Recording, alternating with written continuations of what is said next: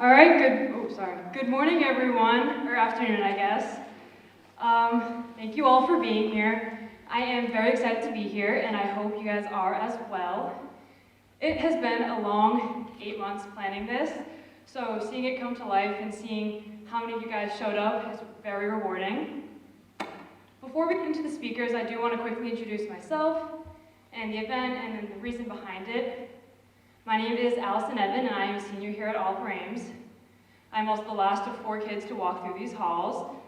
Besides sports, I wasn't always all that involved in our community, but following the pandemic, my junior year, I started to prioritize my own hobbies and my own curiosities.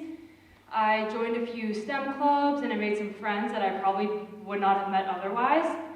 I found myself truly listening and engaging with others rather than just being, physically present but mentally distant. I started then noticing how some students dreaded presenting, but others thrived off of it. And I grew fascinated by public speaking and the vital role that it plays in society. Now, I wrote a 10-page research paper on the importance of public speaking, and I won't bore you with all of that, but the point is, it's important. Sorry, give me 1 second. Okay. Yeah, so it got me thinking about how we treat public speaking oftentimes, and especially in school, as this innate skill that people are born with, but I don't believe that. And I argue in that 10-page research paper for a very long time that it is not. It is something that we can all do, is a skill that we can practice, that we can learn, and that we can develop, which is why I was here. So when I was initially deciding upon my senior project and what would it be, I decided upon this because I wanted to encourage students to embrace public speaking rather than fear it. If we focus on building these skills as children and teenagers, then we can grow into adults that already have these skills. And I don't mean to say that adults can't have these skills or they can't learn it, but if you think of it like learning a second language, it's just much easier if we do it as a young age. Now, this evening, you will listen to 10 speakers, and I challenge you to engage and reflect. You can engage with these talks in 3 ways after leaving here, besides completely ignoring it. You can reflect and rethink your mindset, you can change your behavior, or you can continue the cycle, carrying the same message further. Now, I don't expect you to take every single talk and walk out of here learning 10 different things, but I hope that you can find at least one thing that sparks some type of movement outside of here. Maybe you take multiple points, but either way, I just challenge you to reflect on yourself and use at least one thing that you learned from today. Now finally, let's get into the show. We will have 5 speakers and then a 10-minute intermission. Following the break, 5 more speakers will come on, and then I will come on to conclude it and give a round of applause for everyone. And that's all. Feel free to stay after and chat with the speakers afterwards. But with that, let's begin. Today's first speaker is Morgan Vasilou. Morgan is a senior here at Oliver Ames, and in her free time, Morgan enjoys listening to music and spending time with those close to her. Her interests lie in the field of linguistics and languages, causing her to devote much of her time to studying several languages in and out of school. Besides that, she finds enjoyment in listening to music and loves sharing her favorite songs with friends and family. Her music taste ranges greatly, influenced by current artists and her parents' favorite bands. Overall, Morgan is passionate about learning to communicate with people and loves sharing her favorite things with the world. And with that, let's bring out Morgan.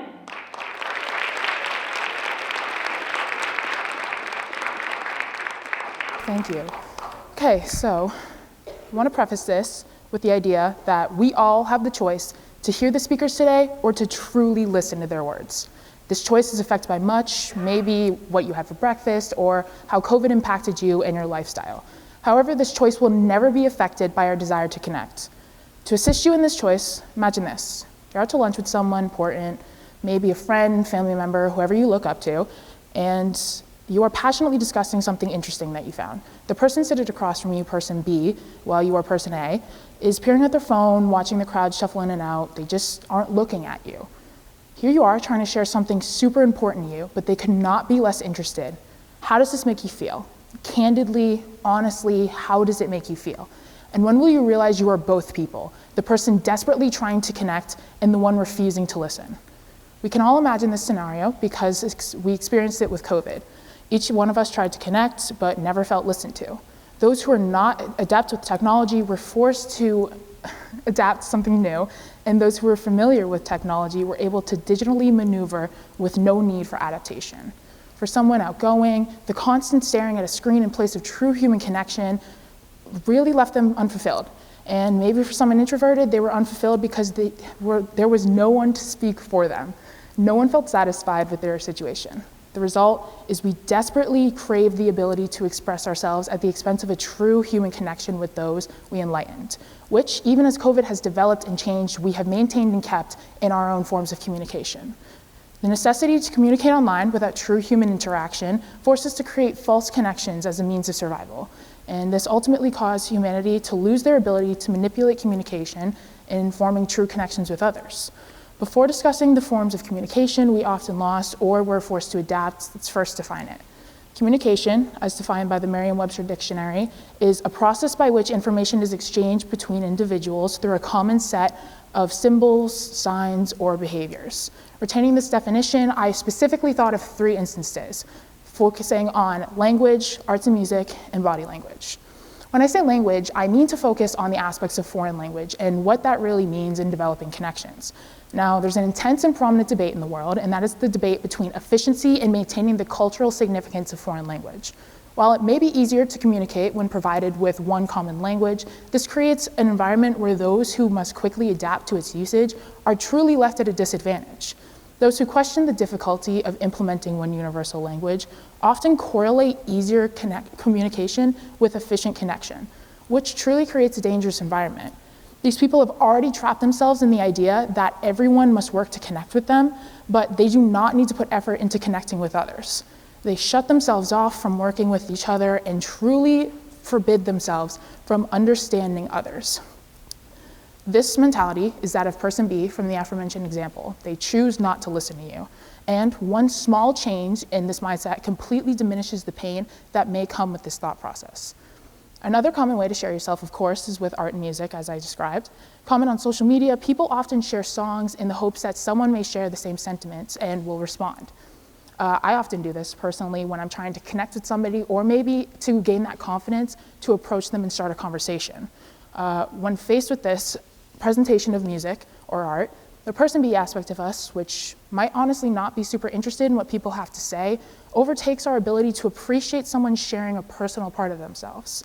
When instead, we end up harshly judging their art and music rather than supporting it. This judgment of how someone expresses themselves often leads to similar self-judgment, which in turn impacts our own body language. Body language, as often discussed in classrooms, is in reference to listening to the teacher, where you're told sit up straight, hands folded on the desk, feet flat on the floor, eyes open and mouths closed. And while these rules feel suffocating, the idea still sadly remains in the way that we must connect. You need not follow these actions word for word, but you should put your effort into the speaker, not the distractions. Diverting your attention and putting it into insignificant things in conversation makes people feel worthless and reveals your true sentiments about the topic at hand. While the listener cannot remain focused on the speaker's topic, they have exposed their dispositions about a topic, regardless of the verbal claims they make. However, those who remain focused on the speaker are truly showing that they care without even expressing it towards them. And this often happens maybe by just simply making eye contact or facing your feet towards somebody, just being present in the moment. It shows that they're dedicated to listening and to the person as well. After defining these ideas, though, it's really important to focus on how one conscious shift in their usage completely modifies the connection at hand. For example, by trying to learn a foreign language, even for a mere 5 minutes a day, you show you want to understand somebody on a deeper, more natural level. Instead of asking them why they cannot accommodate to your needs, you tell them, I am ready to understand what you have to say. On top of this, you demonstrate to strangers and friends alike that despite the world creating barriers and creating and solidifying barriers in the ability to communicate, you will push through them to help one other person feel comfortable. Dedicate a small amount of time to learning a bit of a language to make person A feel heard. Choose to learn something new. Instead of listening to a song someone recommends and willing yourself to find no value in the words, you should understand that somebody shared it with you because they want to connect with you. In essence, person A is looking at you and deeming you important and trustworthy enough to give you a piece of their heart. They listen to the song, resonate with the lyrics, and tell themselves that you are important enough to hear what they have to say. So start listening. Do not judge how people express themselves, and do not mix how you define art and music with the ways in which other people use them. When critiquing how people experience beauty, you make them hesitant to share a piece of themselves, and therefore you lose the possibility of connecting with them on a deeper level. Understanding that art and music are personalized and therefore should be devoid of bias. You should meet them with an open mind, and instead don't focus on what you don't like about them. Overcome your bias. To ensure your body language reflects what you want it to, make sure you put emphasis on the person interacting with you. Showing someone that they are important enough and are worth something more than distractions makes them feel important and demands a deeper connection. However, the most efficient way to correct your body language is to put yourself in situations where no one can see it, or where one can see it. This means having more face-to-face conversations to show you care. Instead of hiding behind screens and relying only on the denotations of a word, allow yourself to have a face-to-face conversation more often, to minimize the falsified connections that we often make online. Strictly communicating in an online setting forces us to focus on responding efficiently rather than genuinely. By removing the barrier and changing the mediums in which we prove ourselves through body language, we can prove to others how much we value them. Choose to value others. The one commonality between these three topics, language, music, and art, and body language, is the option to change how you view them and utilize them to show the depths of your ability to connect. We have lost the skill over the pandemic and have grown used to the security of online communication while growing fearful of the vulnerability that true connection ensues. Instead, we have been overwhelmed by the need to build numerous connections just to say that we have them. However, life is not defined by the quantity of relationships built, but rather the quality. When we challenge our ways of communication, we prove we are ready for connection, and this starts with the small bits of communication we take for granted every day. So next time you're out to lunch with a friend, colleague, etc., and they are discussing something important and something that they love, choose to show that you care. Learn a bit of the lingo, take a second to share a song or piece of art that relates, and sit there and focus on them. Make them feel heard. And you are one step closer to creating an everlasting relationship. On behalf of all the speakers today, thank you all for choosing to listen to us instead of just hear us. Thank you.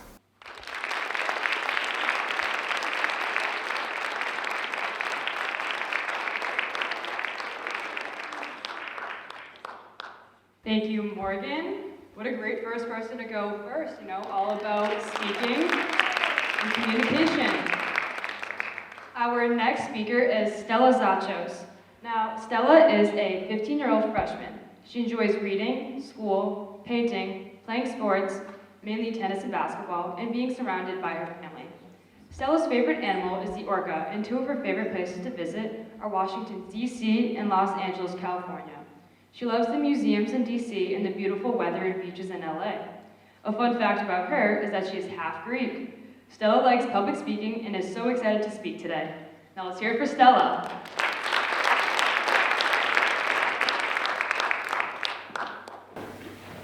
Hi, my name is Stellas Speech. Thank you for being here and listening to my thoughts and perspectives. You're going to listen to some exceptional people today sharing their ideas. The speakers here with me are truly passionate for what they stand for. I want to talk about community service within our society. Only about 30% of the middle-aged population does some type of community service in their free time. This fraction of the adult population takes time out of their day to make a difference. It has been proven by the Bureau of Labor Statistics that the younger you are, the less likely you are to do community service. Community service has two definitions. The first one is probably the definition that comes to mind for most of the audience, including myself.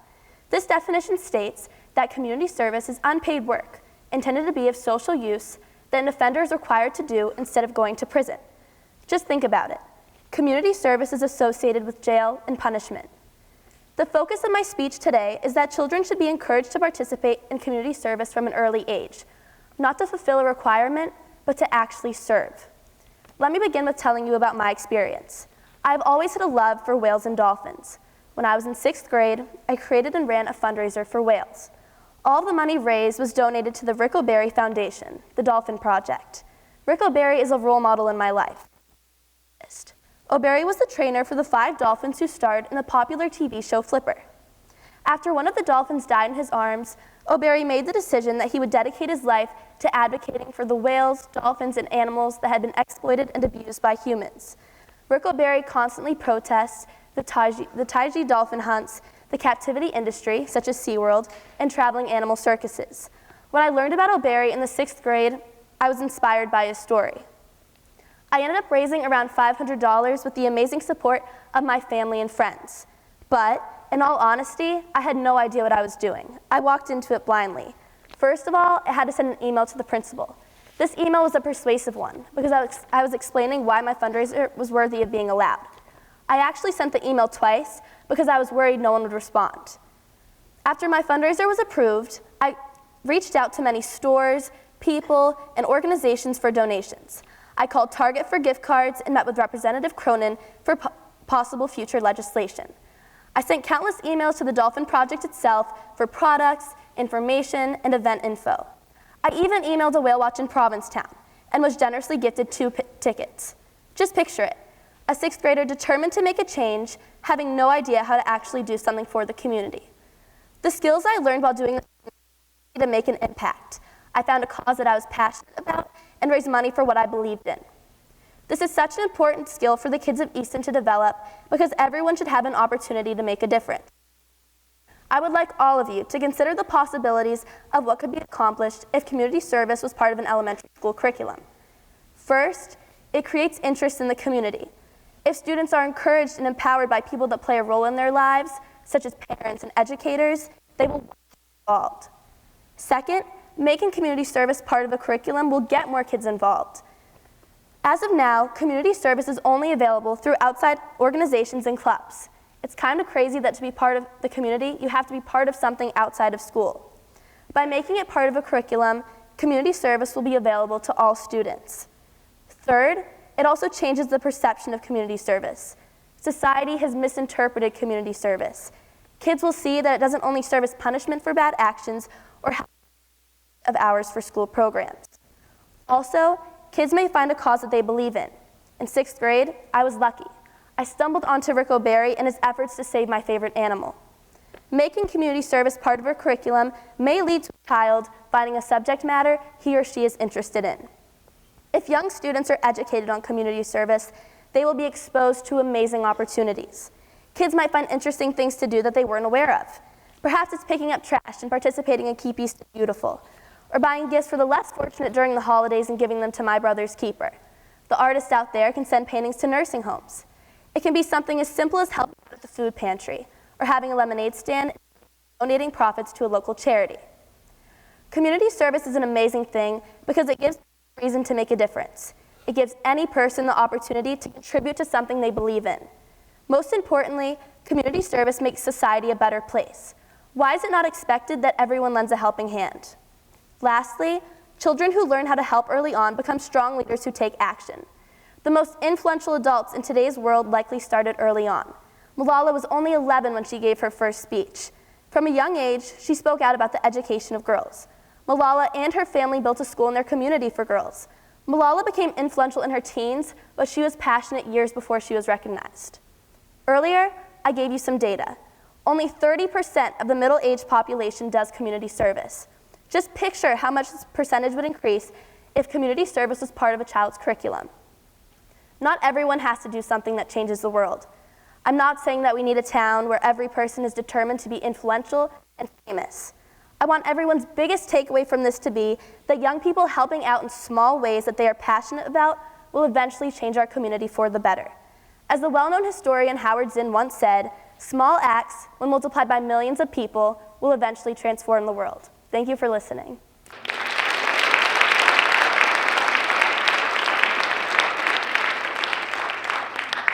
Thank you, Stella. I was very excited when Stella volunteered to do this because I had no freshmen and I didn't even know Stella before this, but she came on and she was great. I loved working with her. Our next speaker is Kate Trong. Kate Trong, although known to most as Kate, is a senior at Oliver Ames High School. In her free time, she enjoys going to the gym and hanging out with friends. She loves moments where she is able to put her phone down and forget about the world that technology engenders. Rather, she is learning to appreciate and cherish the simple moments and has constantly worked to achieve these memories. She likes to think of herself as a very minimalist and simple, but also brings a high level of energy to every setting she is in. We'll bring out Kate.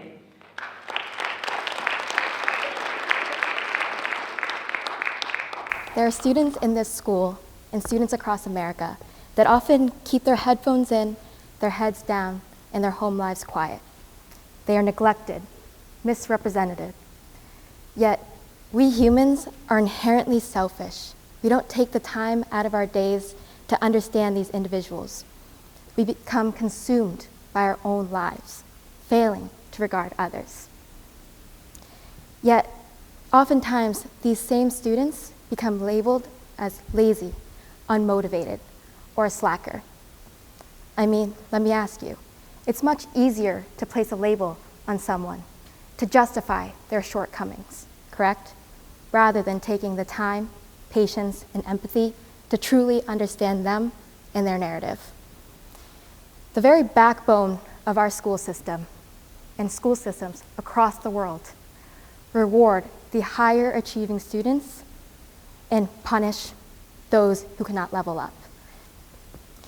Now, holding these high students on a pedestal inevitably tears these other students down. To truly understand this, let me remind you that a student's worth and value in this school boils down to a simple letter that they receive on an 8.5 by 11 piece sheet of paper. And furthermore, the credibility of our school is rated from 1 to 5 based on a score that someone receives on an AP exam. Now, I don't say this to shame schools. I remind you that students need support. They don't deserve to be blamed for the circumstances that they are born in. Now also, let's take a second to recognize the names upon these classes. Higher achieving students are placed in a classroom that's often labeled as advanced or honors, whereas those who need extra help, it's academic support, it's extra help, it's remedial classes. The connotation in itself capitalizes on the strength of some students, whereas it exploits the weaknesses of others.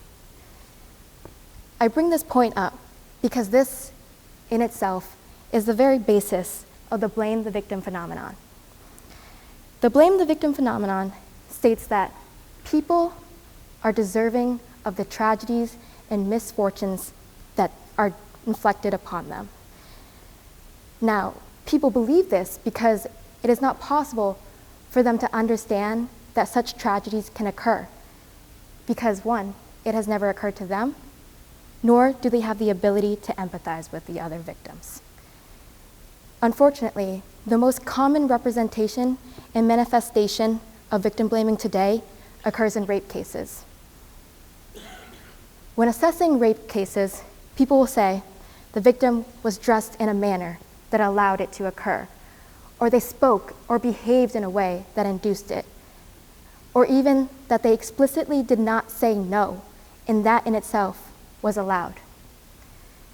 To you and I, we know that that is not allowed. That is not consent.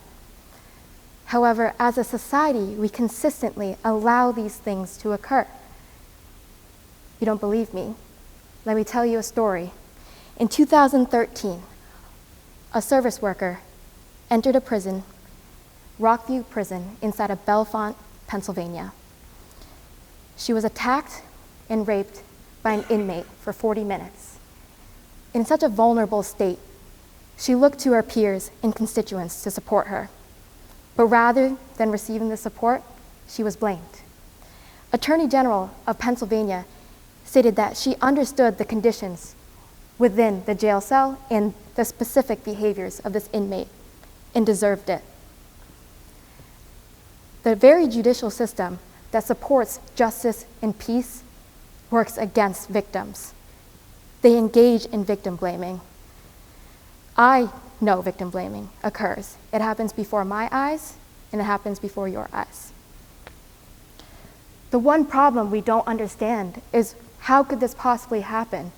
Why do we believe that victims are at fault? Simply, it boils down to one concept: the just world phenomenon. The just world phenomenon is the belief that the world is inherently good and that people are inherently good. In that, because the world is inherently good, no such tragedies could occur. The victim must have done something to warrant this tragedy to occur, therefore they must be at fault. It's ironic. The very sole thing that prevents humans from being able to understand one another and empathize with one another stems from a place in which we want to see the good in the world. We are not people who choose to be violent. We do not choose to do harm. Yet when we see it and hear it, we allow it to happen and we allow the victim to be alone. Thus, moving forward, us humans need to recognize and internalize that we have personal biases. Rather than perpetuating the first rumor that you hear or believing these ideologies that people are conveying, take a second, reflect. Do I really know this person? Do I really understand the extent or the magnitude of this misfortune? Or am I asserting my own personal dispositions and my own personal conflicts? It's very common. You do it every day, but you don't realize it. Be the person who steps up and changes, because you are the person who can solve this.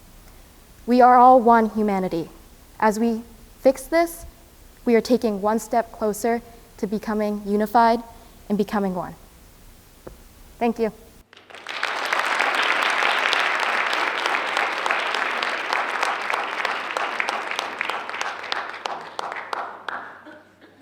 Thank you, Kate.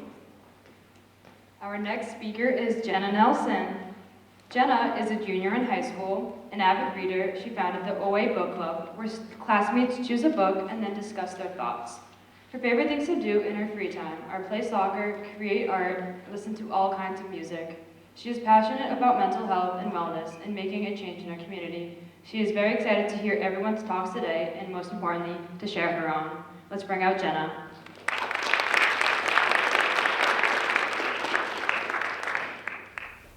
Personally, I have always struggled with mental health issues, from one day not having any motivation to get up to the next where I have no faith in myself. But mental health is a process in which we continue to build on every single day. It's not something that will get instantly better, and mental health issues can be seen in many different ways. In some ways, it can be seen as a person in a hoodie who's shy and stays in the corner all class. Next, it can be presented as a seemingly happy kid who has a smile on their face all day. The point is, mental health is not a visual thing, and we need to put emphasis on that. Society views mental health as a flaw or an imperfection, but we need to see it as a strength and give people struggling credit for their little victories. Fighting mental health is not easy. We need to start validating mental health issues and giving them the importance that they demand. The simplest, "Hi, how are you?" can mean the world to someone. Someone struggling with mental health issues need validation because their emotions can give them giving them validation can give them the little push to continue their day-to-day lives. When you struggle with mental health, you have a sense of loneliness and isolation. Even in a crowded room, you can feel the most alone that you ever felt. So reach out, check in, and helping out can mean the world to someone without you even knowing it. When I'm having a bad day, my sister brings me out shopping. Even the small and not direct things that people use will help immensely to create a good environment for everyone. When someone is struggling, a little goes a long way. Empathy and understanding can help to soothe the loneliness and isolation that mental health issues can cause. So we as people, we want to be understood, heard, but these issues make it so hard to do so. So empathy can make it so that someone has the courage to speak up, to fight, to continue living their day-to-day lives, just by that little push in the right direction. So we owe it to each other to pick each other up and not allow them to fall too far. So send a how are you text more often and tell people that you miss them. Anything that you can do to pick someone back up, even if you don't know it. That's it.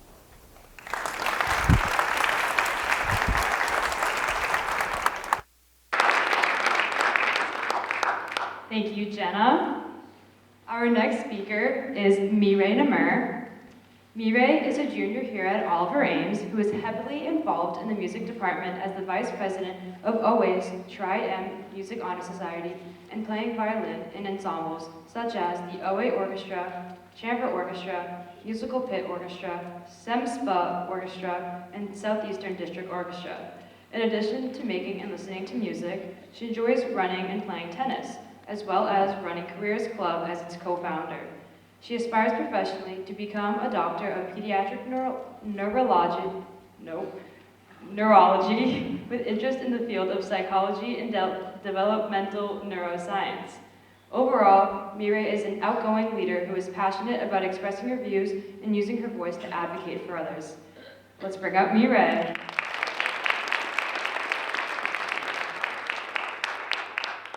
As our previous speaker, Jenna, touched upon, mental health has, especially in recent months and years, become an increasing concern amongst people of all ages, especially students.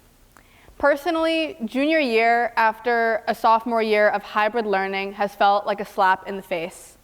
Not only were the logistics of learning to wake up before 7:53 and actually get dressed again a difficult adjustment, but adjusting from the kind of academics with which every assignment was pass or fail, and the bare minimum of attending a class was enough to excel at the highest level, to the demands of a regular school year, AP workload, and gaps in our learning as a whole, has been a challenge unlike anything else my peers or I have ever experienced. In fact, 71% of students, when asked, have indicated that this school year alone has been significantly more difficult than any other year they've experienced. But there's another thing that most of us have in common. It's that we all encounter music. Whether we have 30 playlists on our Spotify account or don't have an account in the first place. Music is deeply ingrained in our society, from film to advertisements and otherwise. For many people, music has been what's gotten them through the pandemic and what continues to keep them afloat mentally. 88% of my peers, when asked, admitted to listening to music to cope with stress. One even explained how playing and listening to music are his main coping mechanisms for mental health-related issues. In addition to listening to music, though, something that's really helped me stay mentally healthy and allowed me to take care of myself has been pursuing my activities of interest with regard to the field of music. As you can infer from my bio, I enjoy playing in ensembles and playing my instrument. However, it's not always the specific qualities of my instrument that I enjoy, but the making of music altogether. No one enjoys when you're playing in an orchestra and what you're making is so bad it doesn't even sound like music. My music teachers and conductors can contend that it's not fun for anybody. But when you're able to get together with people that you grow to spend a lot of time with and get close to, and you're able to produce beautiful sounds, this really nice final product, that on its own brings a satisfaction like no other. Thus, it's fair to say that not only listening to music, but learning to play my instrument, the violin, has been instrumental to my mental health, pun fully intended. My experience isn't the only one that suggests music has a positive effect on one's mental health either, as 61% of the respondents who claim to be trained singers or players of an instrument, occupying 55% of the survey, report that learning their musical skill has had a positive effect on their mental health too. So if so many people see positive effects in a factor of their health as a result of a close relationship with music, is there some sort of science to this? Is there some sort of profound impact that music has on our health, comparable to medication? The answer is yes. Music has had a notable positive impact on not only people who listen to music, but people who play music. The brain is the origin of all our experiences as humans, so why wouldn't something as integral to our human experience as music interact with it? Between the right side, the left side, and all that's in between, this singular organ is able to dictate every aspect of our daily lives. So it's no wonder that something as essential to our civilization as music and something we encounter on such a daily basis is to have such a significant effect on us on a biological level. First, I want to delve into the effects of playing musical instruments or learning to sing on the brain specifically for musicians. What's so special about playing instruments or learning to sing? Anything that involves an understanding of music from an internal level of seeing notes on paper and making sound is more than just an emotional pursuit. It's almost a mathematical one. Now, I'm not arguing that Beethoven was writing equations to calculate the intervals between his notes that would sound appropriate for his Moonlight Sonata. But something has to be said about being able to see rhythms in notes as just circles and lines written on paper, and using that information, translating it into physical movement, putting your fingers places or moving your vocal cords in a specific way in rhythms and tones to make music. Musicians transform the rigidly mundane into compelling emotional fluidity. While the scientific aspect of music requires acknowledgement and explanation, it's obvious that music is just not music without emotion. Even when the calculative aspect of music goes unseen, it is essential that the emotional aspect of this medium has kept music alive in our society for as long as it has been. Therefore, considering that making music requires both creative and logical skills, it is no wonder that musicianship utilizes both sides of the brain. The right side of the brain, which is more emotional and creative, and the left side of the brain, which is more logical and calculative, not to mention responsible for the production and comprehension of language. So we already see the versatile brain development of a musician and how translating the visual to the auditorily resonant with one's emotions requires both logical pursuits and emotional ones. What's interesting that researchers have found, though, is that being a musician not only benefits both halves of your brain, but it strengthens what's in between as well. The corpus callosum, indicated in red above, is an arrangement of fibers connecting both halves of your brain and was seen to be significantly more developed in musicians, allowing both hemispheres of the brain to better collaborate. So what does this mean for musicians with regard to their daily lives? This means that many essential skills that require intense collaboration between both halves of the brain may present themselves easier to musicians due to the neurological advantage that these individuals develop with the strengthened connections in their brains that non-musicians simply do not have. For example, musicians have been seen to have a higher proficiency in learning foreign languages and in executive brain function, a term for higher level thinking. Especially in the field of developmental neuroscience, learning to play an instrument has frequently proven to accelerate the child's brain development significantly. This correlates directly to the plethora of connections and interactions making music fosters within the context of a child's brain.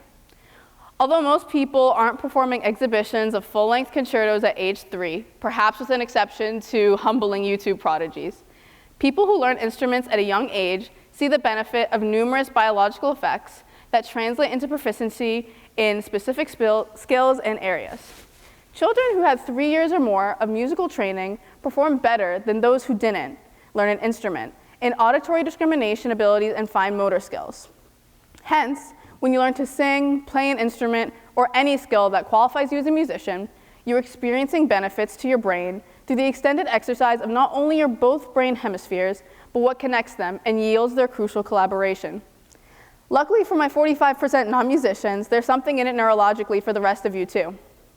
While some people who listen to music definitely resonate with certain rhythms, and even if you don't realize it, certain keys and intervals, I do in fact have a playlist on Spotify titled Things with Chord Progressives That Tickle My Soul.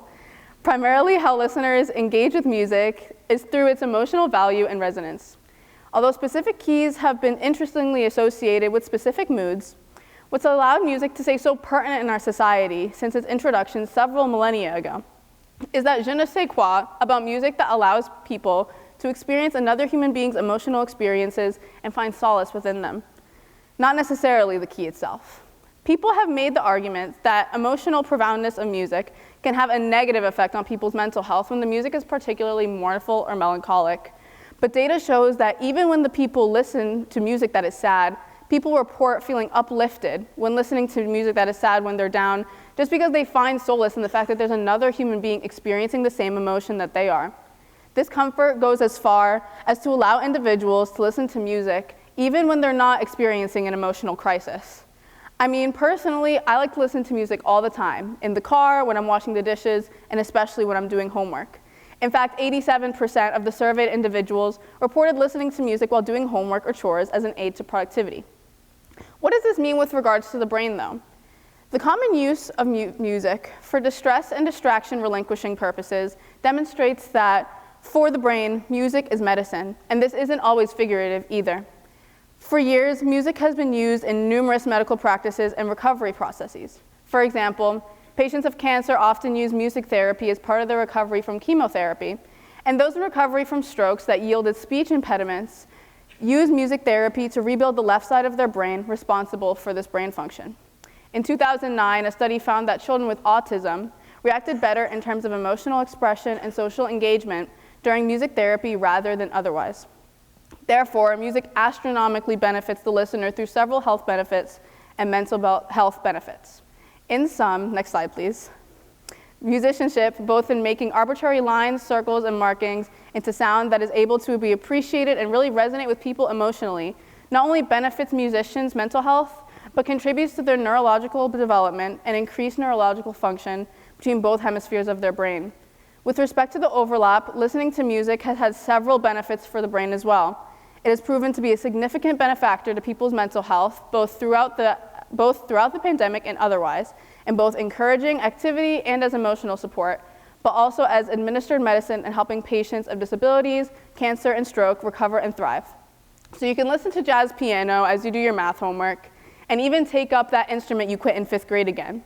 But perhaps in this day and age, choosing a song that you like and listening to it simply because you enjoy it just might be the best thing you can do for yourself right now. Thank you.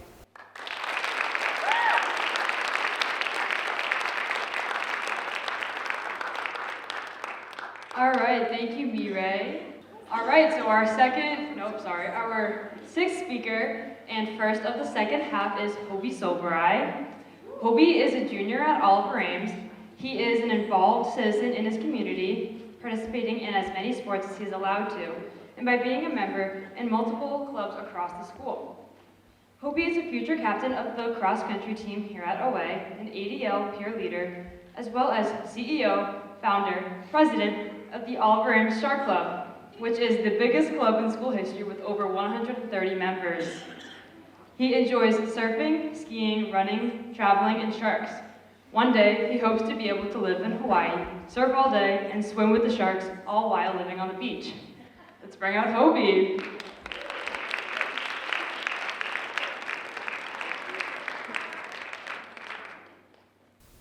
What's up, everyone?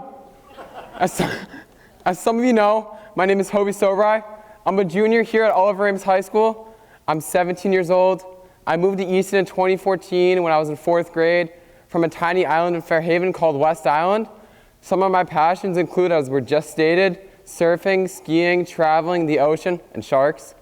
Something most people are pretty shocked about when I tell them is that I, Hobie Sobrai, a 17-year-old from Easton, Massachusetts, traveled 4,000 miles away to a tiny island called Hawaii. See, I don't think that's crazy, but when I tell someone at work that I went to Hawaii all by myself, they're like, oh my God. And then when I tell them I paid for it by myself, they're like, oh my God, that's crazy. See, I like to take risks. And going there was one of the biggest risks I think you could take. And I went by myself. I had no help from those people right there. Those are my parents. They, for some reason, trusted me to leave this little town and go 4,000 miles away across the ocean. And I wanted to step outside my comfort zone. I wanted to leave this little area, and I wanted to go away. I didn't want to come back. And when I was there, it was amazing. And I thought, why do people not do this more often? Why do we stay in our comfort zone in this little town of Easton when there's so much more to explore? There's so much more to see, and there's so much to learn from. We have the option to do this all the time, and we don't. We go to school around here. Very few of us travel far away.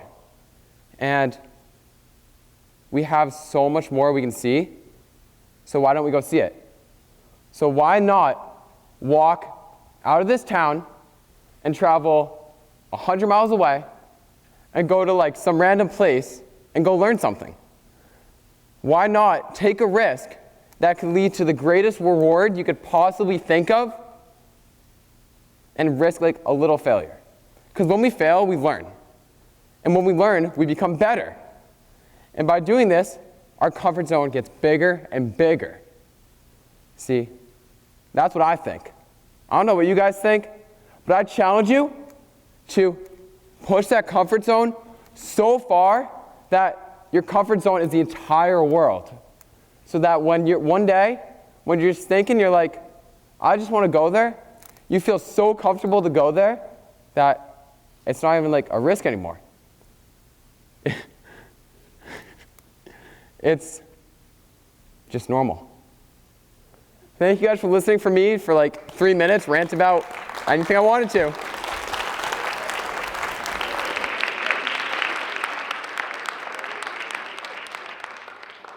Thank you, Hobie. All right, our next speaker is Sammy Weintraub. Sammy is a junior here at Oliver Ames. She is a free thinker and a nonconformist who embraces her true self as both a stiletto-heeled fashionista and as a distinguished expert marksman. Music is a central pillar in her life as a person and as a leader. Fueled by both harsh rejection and inspirational teachers, Sammy has earned the opportunity to serve as her high school's drum major for their 2022 season. Sammy has a strong history of achievement, but she is most proud of her personal growth and strength of character. Samantha is a driven student with hopes to attend a large university as a chemistry major and ultimately move onward to law school. Let's bring out Sammy.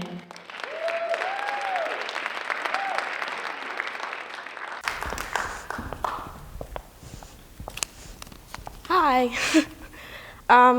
Have you ever been in the grocery store and had someone bump into you and then apologized for their mistake? Or have you ever been in any situation where someone else made a mistake and you apologized for it? Yeah, me too.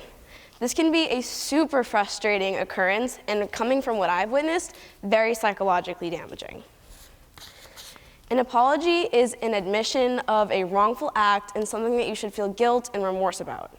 So when you don't feel that an action you've taken requires an apology, why should you have to apologize for this? And what does an apology in this circumstance do for you in the long run? How does this have bad effects for you?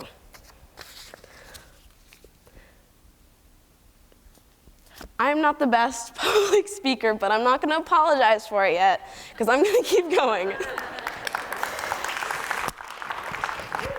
Making an apology when you don't mean to apologize for something will subconsciously lower your self-worth, because you're tricking your brain into thinking that there's something to apologize for when there really isn't. And you wind up not being able to trust yourself, and this will really lower your self-worth and your self-confidence in your own mind. Now, how is this possible? It's like what I just said. When you constantly tell yourself something, you're actually going to trick yourself into thinking that it's actually possible. So when you apologize for something that you're not sorry for, you wind up apologizing for yourself. You cease to apologize for any action you have taken, and you wind up destroying yourself because you're only apologizing for yourself in these situations now. We see this very commonly in women. In a world where women are told to be extremely polite and respectful to get ahead, women accidentally wind up acting apologetically in situations instead. So let's say, for example, in a school or in a professional environment, a woman says something like, "I'm sorry if this may be," or "I'm sorry to interrupt, but," in a situation where that's not exactly what she means to put out into the professional atmosphere. This tells others that she might doubt her own self-worth or her self-confidence, and it will trick her colleagues into thinking that she should question her own intelligence and her own value. And what it does to her more is it makes her question her own value, and it undermines her self-worth within herself, not just having other people question her intelligence now. Now, this is not just privy to women. This phenomenon happens to everyone, and I actually see it happen very commonly in the school here. Boys and girls, athletes, and academic people, we all subconsciously kind of trick ourselves into saying sorry for things that we might not mean to feel sorry for, and we lower our self-worth in our own minds. Now, I've seen the societal problem to be fueled by self-worth, or lack thereof. So there is a solution to this, and I know because I've seen firsthand that this works. But we first have to uncover the root of this negative self-fulfilling prophecy. Like I previously stated, when you apologize for something, you're tricking your brain into thinking that there's something to apologize for, and you wind up apologizing for yourself. And this empty apology, as I'm now going to refer to it as, is very common, as I've seen, as a very self-defense-like response to situations where the brain feels uncomfortable and it doesn't want to branch out into uncomfortable circumstances or awkward situations. The brain finds it much easier to fall back into the comfortability of just blurting out, "I'm sorry," instead of waiting out an awkward silence or waiting for someone else to say you're sorry, or maybe you're just afraid of someone's judgment as their person altogether. But anyone can achieve an authentic life. Anyone of any background, ethnicity, gender, whatever you identify as, it's possible for you to live a life that's authentic to yourself. But the empty apology is the greatest thief of this.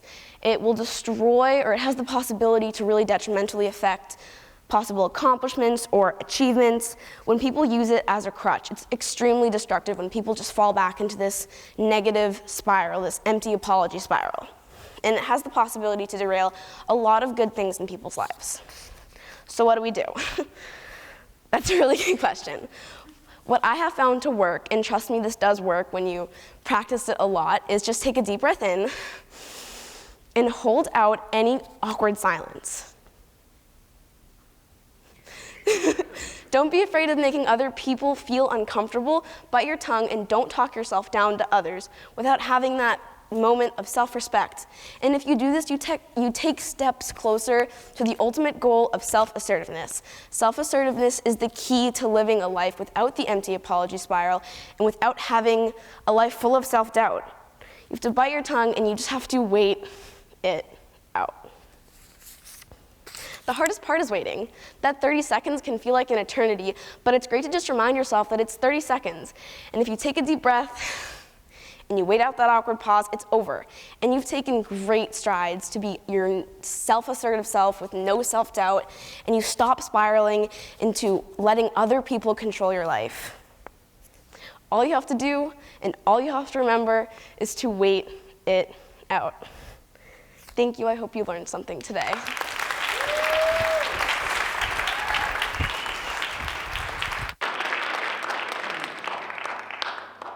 Our next speaker is Kate McLaughlin.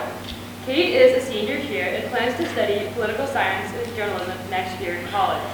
For all 4 years at OA, she has been a dedicated and involved student, being a member of the Student Council, Model Senate, Reach Out and Read Club, the musical, tennis, and now this. It does not come as a surprise to many that know Kate that she will be pursuing political science at college, as it has been a peak interest of hers forever. In her free time, she has found multiple ways to get involved in the political world, even at a young age, through internships and volunteer work. Outside of school, Kate can be found with friends and family. She thrives being around others and loves being in groups.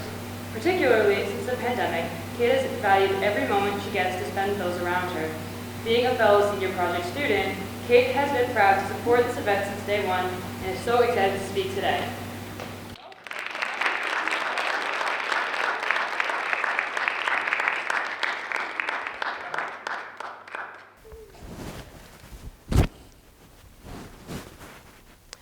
When I was 13 years old, my dad underwent what was supposed to be a minimally invasive routine surgery.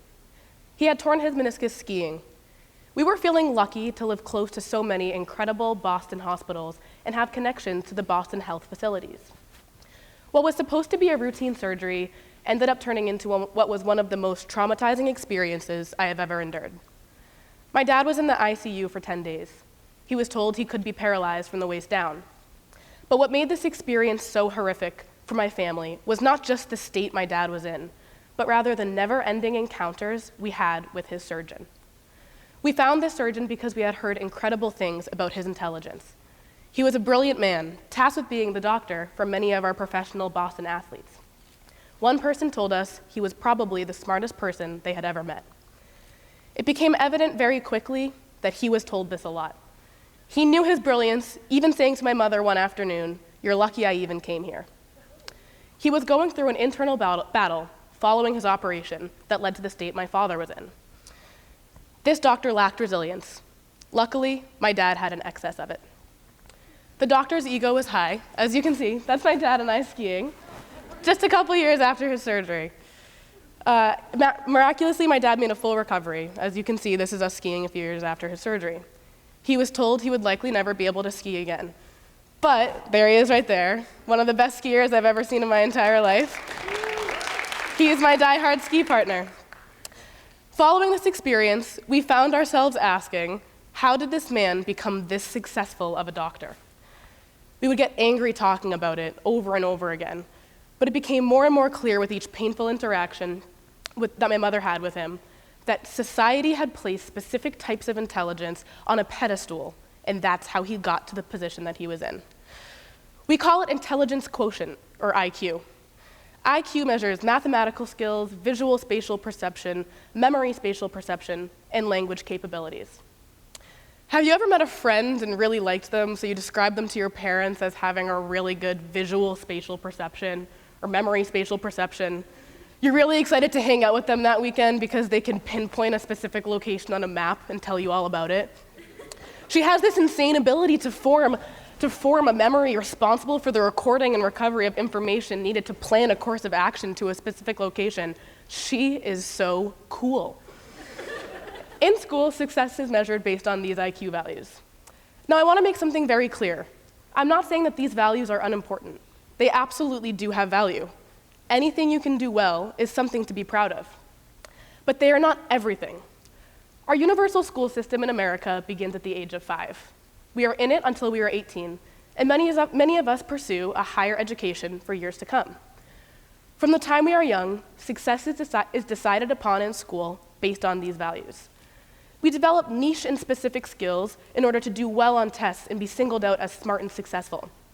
But then we're dropped into the real world, where these skills are not the only way to be a successful human being. This leads me to the biggest question I have been grappling with over the past few years. Does school limit our ability to expand different types of intelligence? There are two major issues present here. Our classrooms are chock full of young, impressionable minds whose greatest asset may not be mathematical skills or visual spatial perception. These minds form low self-esteem from a young age because they spend 35 hours a week in school, and it could be a place where they cannot succeed in. It's not because they lack qualities to be successful, but rather because the institution in which they are a part of does not value them. These students form habits at young ages. When the school they attend does not deem their skills to be successful, they never feel the best they can about themselves. High self-esteem leads to happier, competent people. Later in life, their ability to overcome adversity will be limited because the institution in which they were a part of did not appreciate their strongest suit. There are many types of intelligence. Spatial, which is the ability to visualize the world in 3D. Naturalist intelligence, which is the deep understanding of the world around us. Logical mathematical intelligence, which is the ability to quantify problems, make hypotheses, and then take the necessary steps to prove them. Linguistic intelligence is the ability to articulate and find the right way to express what you are feeling. Bodily kinesthetic intelligence, which is when your brain coordinates with your body seamlessly. Existential intelligence is when you have the capacity to tackle philosophical questions, such as why we live and why we die. And then there's musical intelligence, which is unique to me and to many of us because its role in a school setting is frequently debated. This is when your brain can perform, compose, recognize, and appreciate musical patterns on a deep level.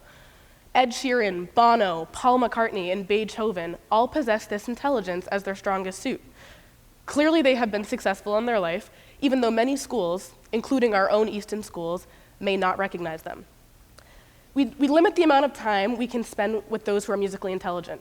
And even when they are identified, their skills are not as valued and are not exercised as much. And then there are two types of intelligence, intrapersonal and interpersonal, that I like to group into my favorite type of intelligence, emotional intelligence.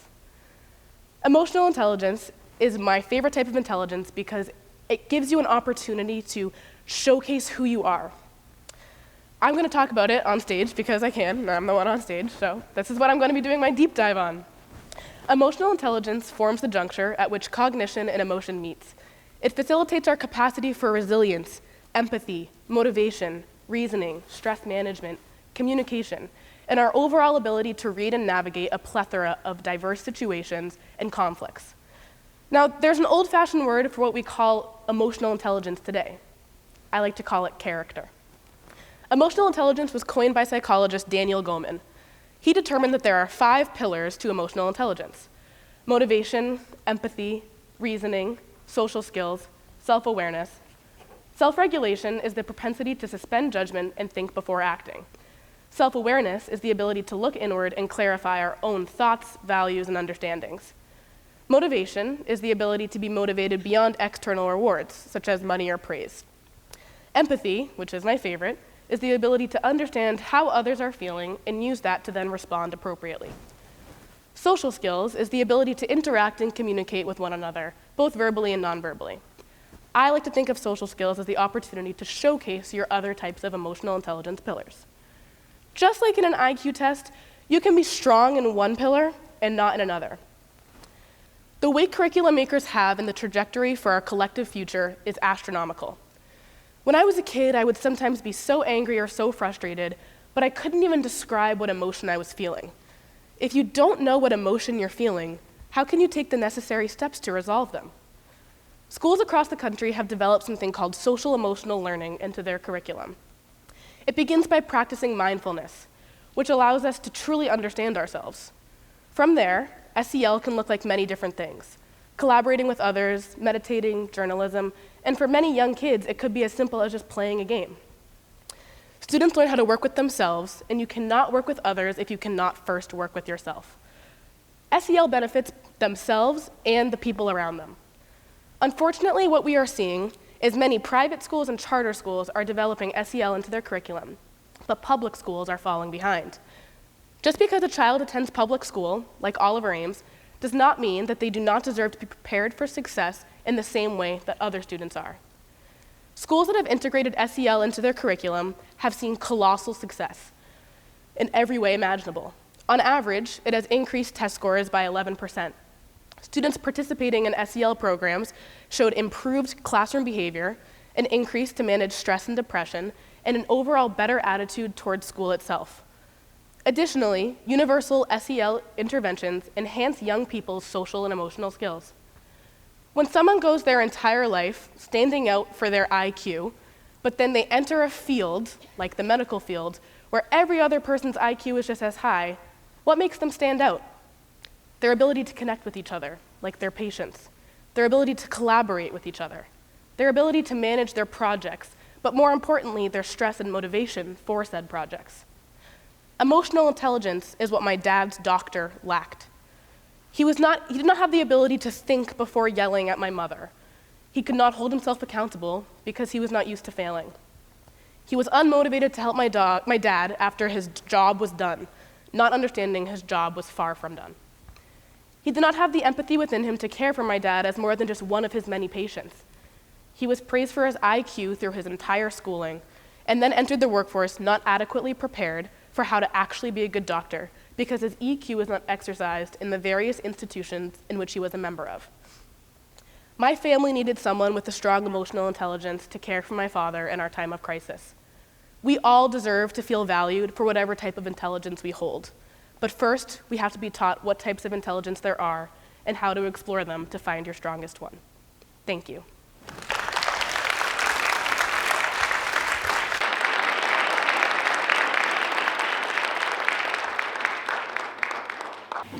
Thank you, Kate. Our last student speaker, but not our last speaker, is Daniela DeBona. Daniela is a sophomore at OA, and she could not be more thrilled to be participating and speaking in this event. Although typically on stage acting as different characters, this time she'll be speaking for herself about a community of people that she feels are not addressed enough. Her favorite author is Becky Albertalli, who wrote the novel that was then adapted into Love, Simon. She believes that this will be a strong way to prompt the necessary discussion and hopes to make a positive impact on our community.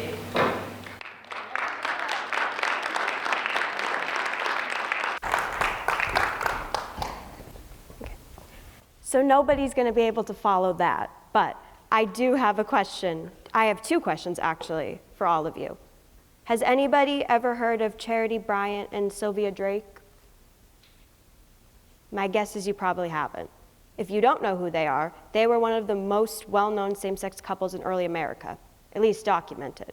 So my other question is, do you think you can name two other figures mentioned in your history classroom that were members of the LGBTQ+ community? Probably not.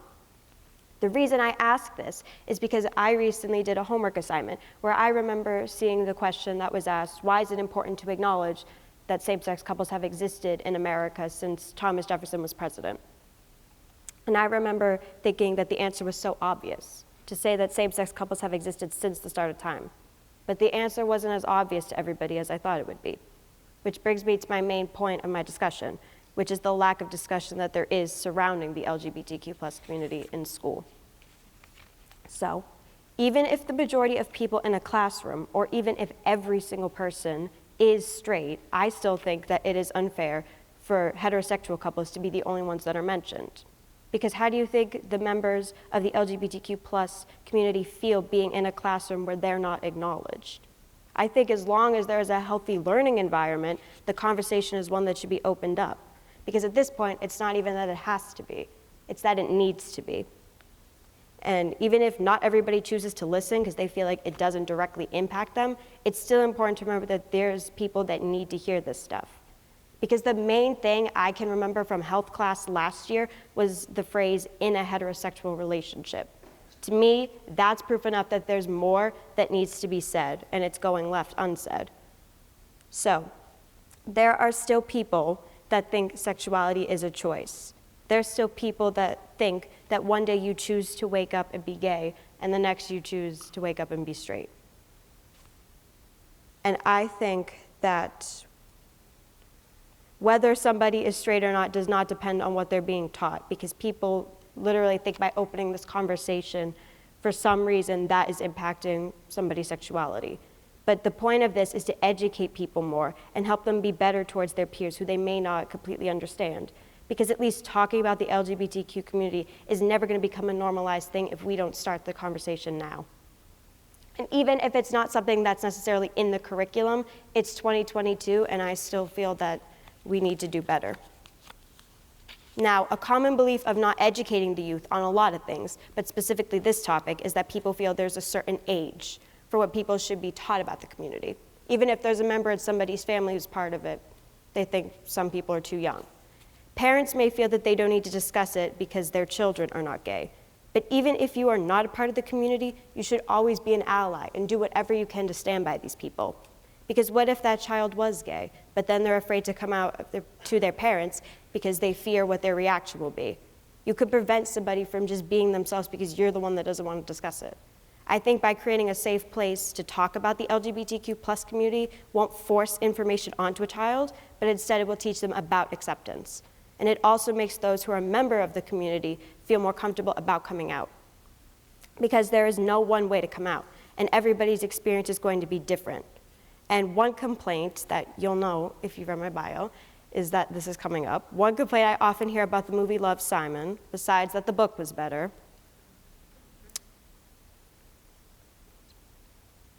is that his story was not everybody's story. Now, this obviously holds a lot of truth to it because Simon was white and he has parents that even if they didn't immediately accept him, they came around. Some people don't get that. Still, his story is one story, and even if that isn't everybody's, it was his, and it did open up conversations about LGBTQ+ relationships. And I think any person who has never had to think twice about their sexuality has privilege because that's what society has given them. I encourage you that even if you do not completely understand the community, because let's be real, you're never going to understand the pain of someone if you're not a member of the community, they're going to appreciate your support. And you should be supportive regardless, because making an effort to stand by these people is better than doing nothing. And even if you think it doesn't do anything, it will mean something to somebody, and I can promise you that. There may, and there probably are going to be people who will try to tear down those allies just for supporting, which is so wrong, because we are trying to build a united community here at OA, and we cannot just ignore the problem, even if it's not directly affecting you. And recently, it has been called a trend for people to come out, which is wild to me, because people used to have to hide because of how terrified they were of what others would think, and now people are saying it's a new thing to be out just because all of a sudden more people decide to. I don't think these people stop to consider that maybe it's just that people finally feel comfortable enough to be themselves. Because realistically, these people have been questioning themselves and are now proud just to be able to say who they are. But if you're calling it a trend, you're just invalidating them. because members of the community feel safer, all of a sudden people outside of it feel threatened.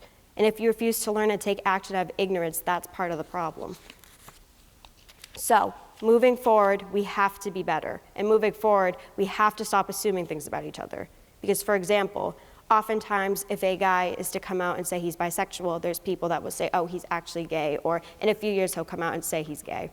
However, that's no one else's business of how you choose to identify, and it's not your place to question someone else.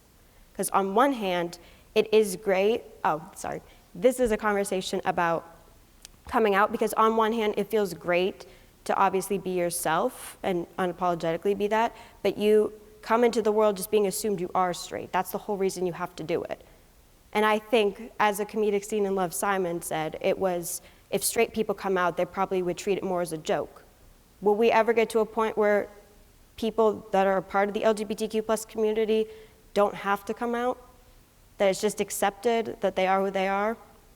Because the majority of people, just because the majority of people are straight, I still think this holds truth. There are people who feel pressured and anxious to tell people who they love. And there are certain places that are making this harder to do for people than it already was. So, did you know that in 2021, 8 anti-LGBTQ+ laws were enacted into law, and there's been more than 250 anti-LGBTQ bills that were introduced, with 66 of those prohibiting transgender youth students from participating in sports. That is not this will not be the end, because there's always more, but we can change that. I'm hoping everyone here has educated themselves on what the Don't Say Gay bill is, but basically, if you don't know, it's limiting basically anything I'm saying up here wouldn't be able to be discussed in schools, and it would require schools to out students if teachers were ever to overhear a conversation about this. And that's not needed. One definition of the word gay is happy. And I don't think that people realize by not saying the word gay, they're saying don't be happy. They're telling people to hide a part of themselves that enough people already feel that they have to hide because of the fear of what others are going to think of them, or that they're just not ready to discuss it. And you should never out somebody because it's damaging to that person, which is exactly what Florida is doing. So there is a quote from Love, Simon that basically explains this better than I ever could, but it says, I'm supposed to be the one who decides when and where and how and who knows and how I get to say it. That's supposed to be my thing, and you took that away from me. And that is likely what the queer youth in Florida and around the world, because it's not just there, are saying to people. So there is a reason that people feel that this is really taking a step back, because people will come out once a year to support the LGBTQ community during Pride Month, because there's a whole month dedicated to it. But you still have people that are asking, why is there no straight month? Because you don't need it. Straight people are celebrated every day of the year. This is April, and I'm up here talking about this because I feel passionately enough about it. I could tell you now ways you can help is by donating, starting petitions, signing petitions, and opening conversations yourself. But I'm here to remind the youth that you have power. We should just be letting other people make decisions for our future if we could take a part in it. And the goal is to have this reach somebody, but I need everyone in this room to carry this message beyond, because frankly, it needs to be. And I hope that you all open your minds before judging others, because it seems as though it seems like a simple thing to do, apparently it's hard to follow. So my last reminder is that there's always more to be done. Thank you.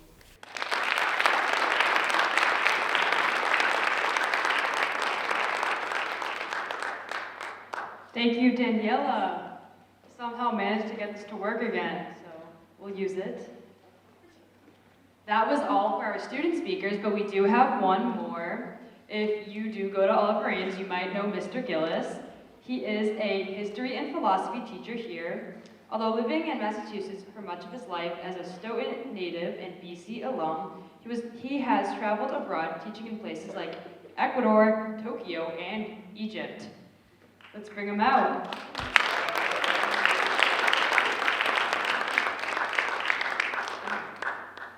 All right, works. Nice. How are ya? How's everyone? Okay. I usually don't use microphones because I'm a loud mouth. Okay, so I'll try to be. If I get too loud, just give me a close the ears sign. Who here has been in a school before, been a high school student, elementary school student? That's everyone, right? Okay, so this presentation's for you. I want to talk today about a tension that exists in schools. There's a lot of tension in schools, okay, we understand that, but this one in particular worries me a little bit. And that is the tension between a transactional experience and a transformative one. So, when I say tension, I mean this. We want education to transform us, right? We want our children to be transformed by school. When we go to school, we want change within ourselves. However, we rely on a transactional model and cross our fingers and hope that we get transformation. And so I want to think about how these two things work together and whether or not we can emphasize the transformative but not forget about the transactional. Okay, transactions. Important, right? I had one on the way down here. Starbucks. Coffee, money, transaction. It's a little contract, a lot of unwritten rules around transactions. They're very important. They are part of the social contract, if you will. Now, in transactions, we are conditioned to evaluate them. Okay, my Starbucks experience was pretty good. It's pretty good, okay? I asked for a tall, dark roast, couple of squirts of that simple syrup, and it arrived in a relatively short amount of time. We evaluate transactions. We're conditioned to evaluate transactions. How do they fit into school? Anyone who's in school knows that transactions are your whole day. Okay? You get to school, you walk into the institution in the morning, you get there a little early so you can walk around. And then the chime, the bell, and the first transaction begins. You walk into that room, you sit down, and there's a contract between you and your teacher. The teacher asks you a question. What do? You raise your hand. Transaction. This repeats hour after hour, week after week, month after month. All these little transactions. But perhaps the most important one is that grade, the grade transaction. You know what I'm talking about, right? The teacher gives you the assignment. You do the assignment. You return the assignment to the teacher. And then you pray, you cross your fingers, and then you get it back. Right? And what's on that? Your grade. Okay? And so, did that go on? Oh, there it is, the grades. Grades. Now, the grades evaluate the transaction. Just like I told you, hey, you know what? My Starbucks transaction is pretty good. It's all right. These evaluate the transaction. That one on the left, it's a good transaction. Transaction. Got an A. You know what it feels like to get an A? It took me a long time to figure out what it felt like to get an A, but I finally got one. Okay? Good feeling. But look what happened to that. It became an adjective. It was never supposed to be an adjective. It's an A student. How to be an A student. Whoa. It wasn't designed for that. And then, once it becomes an adjective, we start describing ourselves with this term. Look at that A student right there. Huh? This guy's kind of a C+ kid. And then, of course, the F. I'm not saying these things don't have value, but I am thinking that we might get a little bit stuck on these, right? Because we ask our teachers to teach a certain way, right? We ask them to get in front of a classroom, right? Not a very inspiring environment, to be honest, right? And this is where it's supposed to go down. And what happens there? The teacher's a manager. Management. Time, test, assessment. This is what the teacher is trained to do. From the student, right? Follow the rules. All the rules. Nothing but the rules. Right? If you don't follow the rules, you're messing up the transaction. And the teacher thinks like this: content to student. Teaching my content, to the student. The student's job is to absorb content. That's the transaction. And then, at the end of the day, there's this hope that it's all going to pay off someday. Someday. Has it paid off yet? Okay. Soon, right? Hopefully it's a nice day, we're outside, we gather, and the final transaction occurs. 13 years of it, you wear these robes and this strange hat. And at the end of the transaction, you throw it in the air. And the language around this is interesting, isn't it? You're free. You're done. You remember what it was like, right? Yes. Right? I'm free now. And I've gone to 1 million graduations. And I share this exuberance, but I'm always like, you know what? There's something wrong with that. Is if we were really doing a transformative job in schools, people wouldn't be saying, we're free.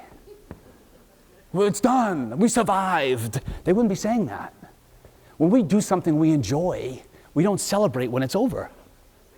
If you watch your favorite movie, at the end of that unbelievable movie you watch, you don't stand up and say, it's over.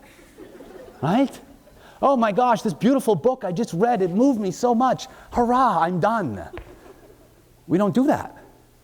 And so I often think, is there something wrong with the way we do things, this culture of surviving school?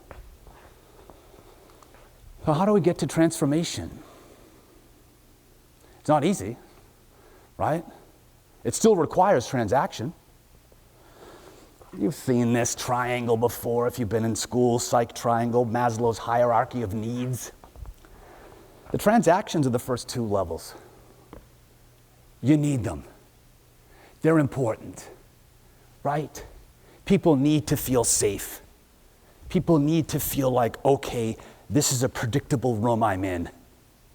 The person in charge of me here, I can trust that person. But that's only the first 2 levels of this, right? The other 3 is where transformation takes place. Okay, so what is that, I got to give examples. What might transformation look like if you're thinking love and belonging? Okay, a kid walks into school and he thinks, it's all about me. It's all about me, right? The transformation might be, hold up, wait a minute, I'm a member of a really complex community, right? And what I do affects that community. That's transformation.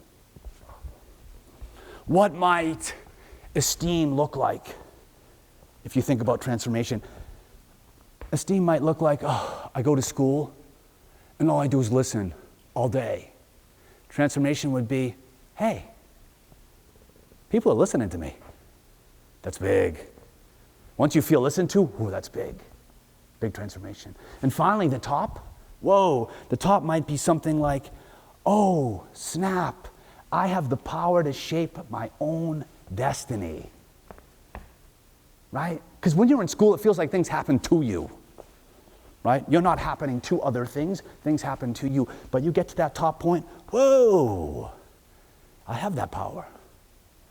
So what does it look like in a classroom? Hey, from the teacher's perspective, you need to investigate. All of your students have a narrative and a story. And if you really want to help them in a transformative way, you better know that narrative. You better have empathy. You've got to understand that student completely. And how does that happen in terms of content? You have to teach the student the content. Now that's a slight change in terminology, but it's very important because you can sit up here and say content, content, content, and the kid can be there going, thanks a lot. Or you can say, hey, here's the content. Let me bring it over to you. You see the content here? It's a very different approach. And if you do it that way, you understand your student more completely. And then, that someday shouldn't be there. Sorry, a little typo there, classic. But the idea here is this. When you're a student in this format, you got to be a little vulnerable. You can't just roll into the classroom, the school, and say, serve me. You have to roll into the school saying, all right, I got to bring something to the table every day. And then the last thing is key here. You have to believe as a student that you matter regardless of the grades you get. Let's say that again. You matter regardless of the grades you get. That has to be internalized. And so maybe if you do all that, before you throw your caps at graduation, maybe you tip your cap to the institution and say, geez, I'm gonna miss you, right? I'm done, but before I'm done, how awesome of a thing that Allie Evans put on today, right? Damn. And like, I'm 3 times older than most of these speakers. I was only half as good, you have to admit that.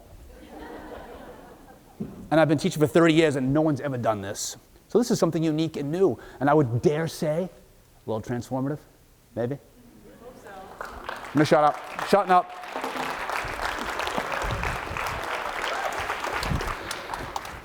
Thank you, Mr. Gillis. To his point, I do hope that this is something that is transformational. I do want to quickly acknowledge Akila Filkumar. Akila had put so much time into her presentation before finding out just a week ago that she had to be competing in dance today. And although she cannot be here, she would have been talking about youth activism and feminism. She is a very qualified speaker on these topics as she has been involved in several organizations and activist groups despite only being a sophomore. So although she is not here for you all to meet her today, I can tell you with confidence that you probably will meet her at some point, whether she's leading change or making others do change or make the change herself. Now this QR code above, nope, sorry, next slide. Right here. The QR code behind me above here links you to a GoFundMe page for nantucketcares.com. This donation, it takes all donations that go directly to the people of Ukraine. They use it for clothes, supplies, food, everything goes directly to them, and then they have people on their team go to the Poland-Ukraine border and directly administer it to the people in need. Now before I bring out the speakers one more time, I do want to say a quick few thank yous. First thing to my parents for dealing with my stress these past few months and especially this past week.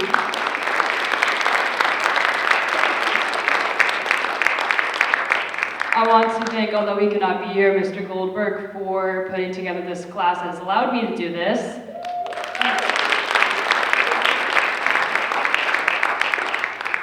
For Mr. Souza and Mr. Benson for allowing me to use and teach me how to use all this technology, and of course Angie back there who's been videoing it for us.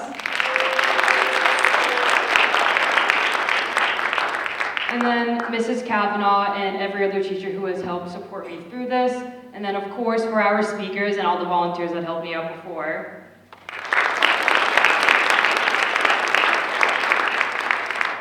Now before all the speakers went on, and I was a bit out of breath when I started speaking, but I mentioned something on taking one point from today and engaging and reflecting on it when you leave. So I ask you to reflect right now. Think of one topic that you really aligned with and engage with it when you leave here today. Think about how you can act on that later instead of just thinking, oh, that's cool, and then leaving. I want you to engage with it and to change something about yourself or your thinking, or to just carry that message further. Now, I want to bring out all the speakers and we can take one big photo and applause, and yeah.